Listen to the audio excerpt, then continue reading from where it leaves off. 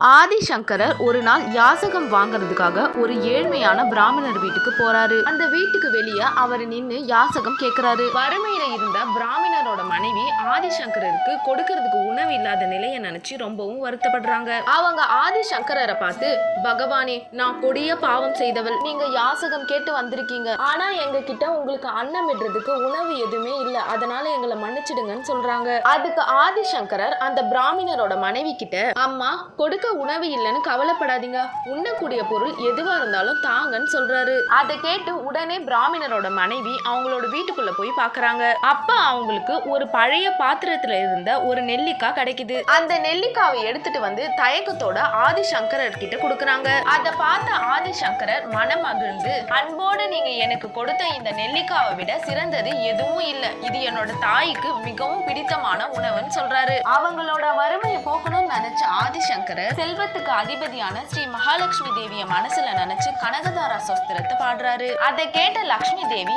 மனமுருகி அந்த வீட்டின் மீது தங்கமயமான நெல்லிக்காய்களை மழை போல பொழியறாங்க. அதுக்கப்புறம் மகாலட்சுமி தேவி ஆதிசங்கரருக்கு காட்சி தந்து, இந்த கனகதாரா ஸ்தோத்திரத்தை பாடுறவங்க அனைவருக்கும் அவங்களோட வாழ்க்கையில வறுமையே இல்லாம எல்லா வித ஐஸ்வர்யங்களோட வாழ்வாங்கன்னு சொல்றாங்க.